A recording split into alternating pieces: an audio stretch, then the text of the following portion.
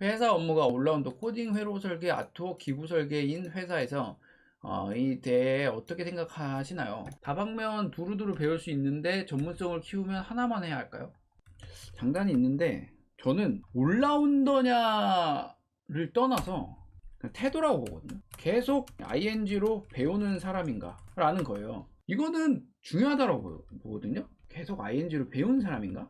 저 깜짝 놀랐어요. 제가 얘기했잖아요. INTP 특징. 저는 INTP입니다. 이제 MBTI가. 근데 제가 깜짝 놀란 게 MBTI가 전 세계에서 2%인가 밖에 없는데 정말 놀랍게 개발자의 30%가 INTP예요. 근데 INTP 특징 중에 진짜 깜짝 놀란 게 책을 많이 산다. 그리고 많이 듣다. 이거 깜짝 놀랐어. 이게 특징이래요. 왜 많이 사냐면 이제 지적 호기심이 있대요. 저도 이제 지적 호기심이 많은 편인데 왜 얘기했냐? 이제 호기심이 있으면 계속 배우고 싶어 하잖아요. 제가 고민했던 거예요. 저는 이제 인베디드도 하면서 그러면서 지금은 개인 사업도 하고 있어요. 그러다 보니까 고객의 의뢰가 이제 오는 경우, 그리고 지금 제가 하고 있는 게 이제 컨트롤 보드 뭐 이런 거 하는데, 그러면서 또 들어온 게 요즘에 최근 들어오려고 하는 일이 웹 기반의 장치 정보 모아서 뭐 출력해주고 이런 걸 한단 말이에요. 이러다 보니까 저도 똑같은 고민이 드는 거예요. 전문성 이게 있는 건가? 라는 이제 고민이 드는 거예요. 저는 이제 웹 전문보다 이제 약한 것 같아요. 왜 이거는 어디서 이제 평가를 하냐면, 여자 프로그래머 계시는데 이름이 생각 안 난다. 웹 프로그래머인데 웹 프론트 단이에요. 그리고 또 누가 있냐면 김버그라는 유튜버도 제가 몇 번 봤어요. 근데 이분도 프론트 단이야. 엘린가 이분이? 앨리스인가?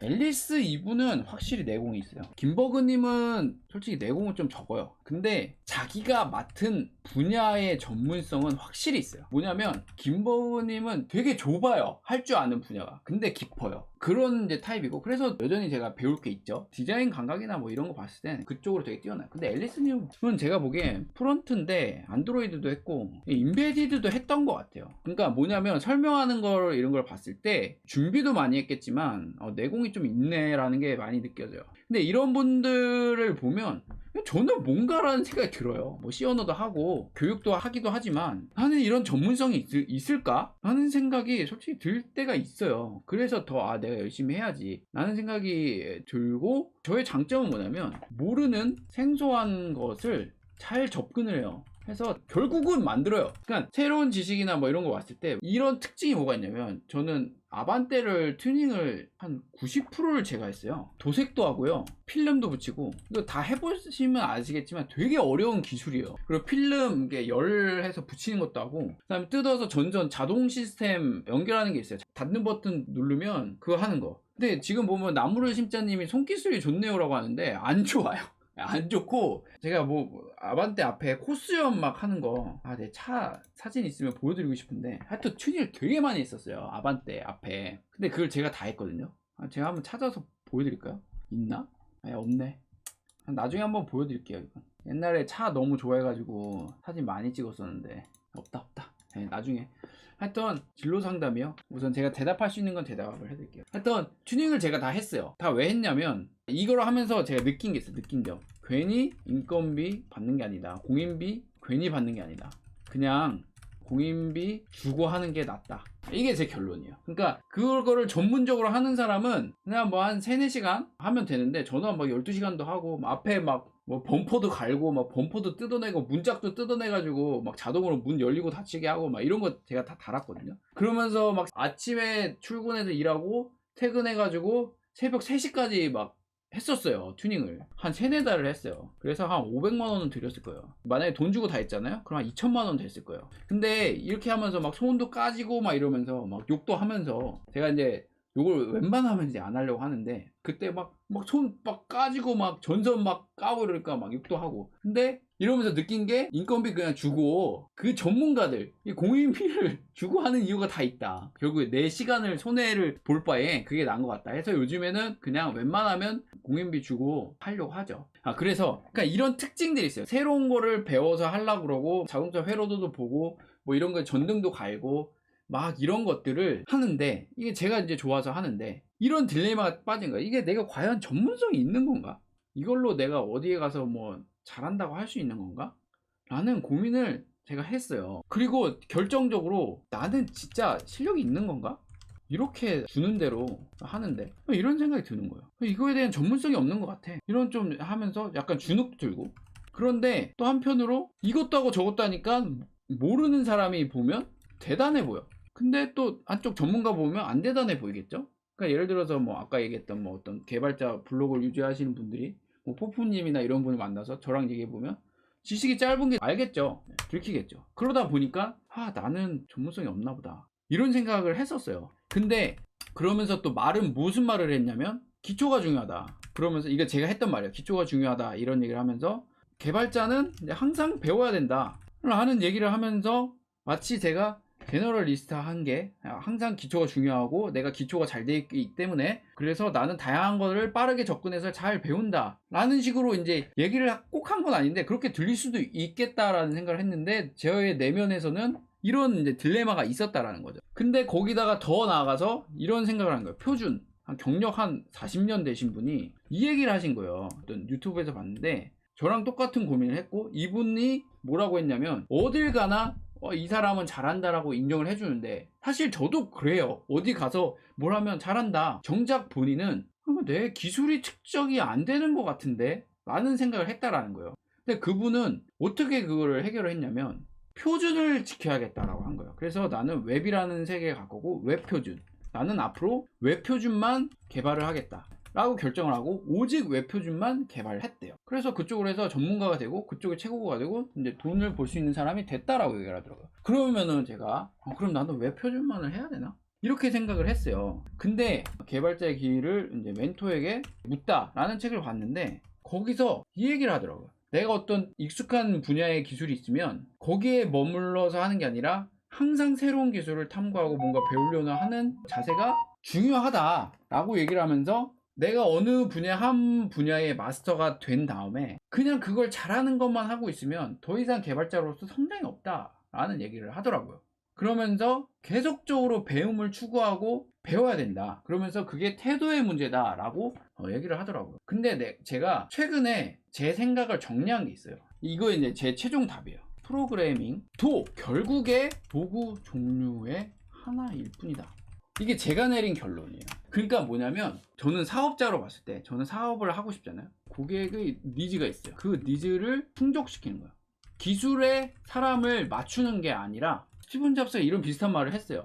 근데 저도 이거 동일한 생각을 했는데 오늘 방송 보니까 스티븐 잡스가 이미 먼저 말을 했더라고요. 기술에 사람을 맞추는 게 아니라 사람에게 기술을 맞춰야 된다. 저도 여기 100% 동일하거든요. 근데 기술이 너무 못 쫓아가니까 사람의 니즈에 그래서 어느 정도 타협점을 맞춰서 하는 건 있지만 기본적으로 사람에게 기술을 맞춰야 돼요. 저는 그렇게 생각을 하는데 그게 이제 아이폰이 나왔던 거죠. 그게 뭐냐면 그 전에 PDF 막 이런 게 있었잖아요. 근데 그거를 어떤 사람에 맞추다 보니까 뭐 간편하게 뭐 이렇게 됐는데 하여튼 결국에 프로그래밍도 결국에 도구의 한 종류일 뿐이다 라고 얘기하는 게 뭐냐면 어떤 고객의 니즈가 있고 내가 만들어야 되는 상품이 있다 라고 봤을 때 그 상품을 만들기 위한 도구 중에 하나일 뿐이에요, 프로그래밍이. 그러다 보니 결국에 그거를 만드는데 필요한 게 코딩, 회로 설계, 아토, 기구 설계가 이제 필요하다고 하면 각각의 전문가가 그거를 맞게끔 해서 결국에 그 물건을 만들 뿐이다 라고 저는 보는 거예요. 근데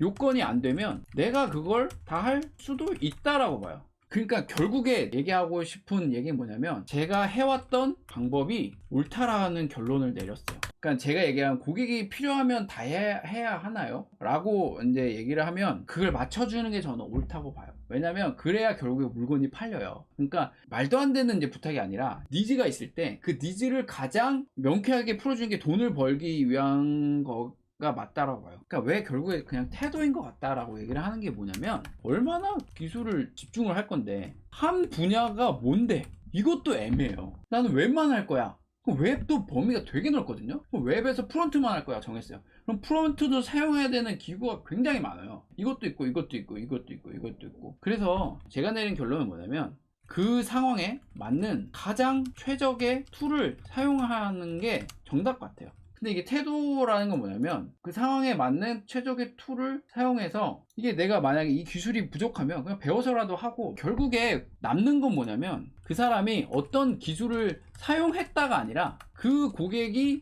내 문제를 해결해 줬다요.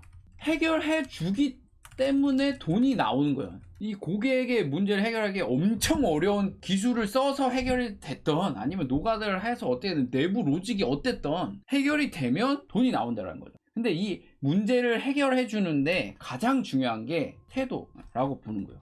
뭐냐면 고객이 원하는 게 뭔지 정확히 이제 캐치를 하고, 그러니까 이런 게 다 주도적이죠. 주도성. 뭐 잘 정리는 안 됐지만 계속 얘기를 할게요. 그 얘기를 하더라고요. 저한테 의뢰를 하신 분이 있는데 제가 가서 질문들을 했어요. 이게 뭐고 이게 뭐고 이게 뭐고 질문들을 했는데 그분이 그 얘기를 하시는 거예요. 질문부터가 다르다고. 제가 왜 질문하냐면 이렇게 와요. 보통 SI 업체를 제가 이제 그렇게 좋게 생각 안 하는데, 왜 좋게 생각 안 하냐면 종이에 써진 내용이 아니면 더 이상 구현을 안 해줘요. 근데 고객이 대부분 다 뭐냐면 그걸 잘 스펙 정리를 못해요. 그렇기 때문에 이제 중간에 바뀌죠. 하여튼 근데 이게 SI 업체는 뭐냐면 나는 네가 이렇게 요구를 했으니 끝났다 라고 얘기를 해요. 근데 왜 그 고객이 거금을 들이면서 SI 업체에 의뢰를 했냐라는 거죠. 내 문제가 있어요. 그 문제를 해결하기 위해서 이 프로그램을 만들고 싶어요 라는 건데, 그 스펙 정의가 뭐냐면 그 고객 머리에서 나오는 그냥 최대한을 쥐어짠 거예요. 그래서 제가 보기에는 그 문제를 올바로 해결해 주기 위해서는 적극적으로 질문을 하면서 어떤 의도로 그런 것들을 요구했는지를 알아가야 된다라고 보는 거죠. 그러면은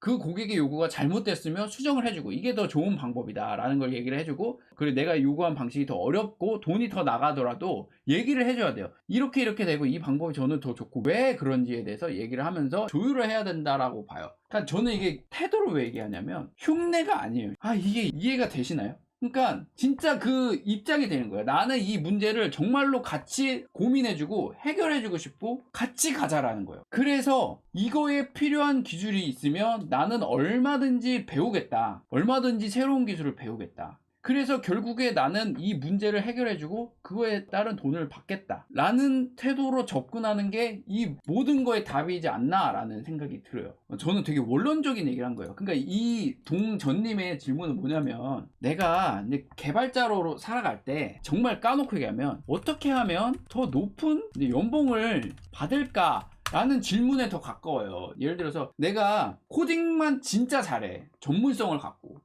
그렇게 했을 때 내가 더 개발자로서 더 먹고 더 잘 살고 더 높은 연봉을 받을까요? 라는 것과, 나는 코딩도 하고 회로 설계도 하고 아트웍도 하고 기구 설계도 다 하는 이런 올라운더가 더 높은 연봉을 받고 사람들에게 인정을 받을까요? 라는 질문에 더 가깝거든요. 그 질문을 하신 거예요, 제가 보기엔. 근데 왜 제가 뜬금없는 이런 얘기를 했냐라고 봤을 때, 결국에 제가 얘기한 태도를 갖고 있잖아요. 그러면 다 따라와요. 무슨 얘기냐면 전문성이 따라온다라는 거죠. 그러니까 창조가 돼요. 그 사람은 얽매이지 않는다라는 거예요. 내가 뭐 코딩만 해야지, 뭐 회로 설계만 해야지가 아니라 다 배워요. 그렇다고 깊이가 낮냐? 깊이가 낮지도 않아요. 더 깊어요. 이 얘기를 하고 싶은 거예요. 그러니까 이 사람은 어떤 내가 단순히 어떤 높은 연봉이나 이런 거를 통해서 하는 게 아니고, 태도가 이미 이 사람은 원론적으로 근본적으로 다가가는 사람이기 때문에 스티븐 잡스 같은 사람이 되는 거예요. 그래서 저는 이런 방향으로 가고 싶다라고 오랜 고민 끝에 결론 내린 거예요. 그러니까 왜 개발자는 높은 연봉을 받냐라는 거예요. 문제를 해결해주는 해결사거든요. 그리고 그 기술에 대한 갑이고. 그래서 저는 그렇게 생각을 해요. 저는 왜 이 얘기를 하냐면, 저는 전문가가 되고 싶은 거예요. 최고의 프로그래머가 목표예요. 근데 배우는 기술이 꼭 프로그래밍에 국한을 두지 않아요. 왜 그러냐면, 이게 제가 이제 보는 책이에요. 이게 사업을 지탱하는 현실 세무 지식, 세무부터 공부해라, 사업하기 전에. 그리고 사업을 한다는 거, 책. 이런 것들을 보려고 노력을 해요. 그리고 공부를 하고, 아직 된 사람은 아닌데, 왜 하냐면 그냥 필요하니까요. 그러니까 국한을 두고 싶지 않다라는 거야. 꼭 프로그래밍을 해야 되나? 뭐 시도 보고 자기 개발 서적도 보고 그냥 뭐 닥치는 대로 봐요. 왜냐면 꼭 국한을 두지 않고 내가 뭔가를 해야 될 때 그게 꼭 개발이 아니더라도 뭔가 새로운 지식을 배워야 한다면 전혀 거부감 없이 얼마든지 배우고 싶다라는 거야. 그래서 편집도 배우는 거예요. 뭐 포토샵도 배우는 거예요. 노래도 배우는 거예요. 피아노도 배워요. 농구도 배워요. 그냥 다 배워요. 왜냐면 그냥 내가 뭔가를 하는데 필요한 기술이니까.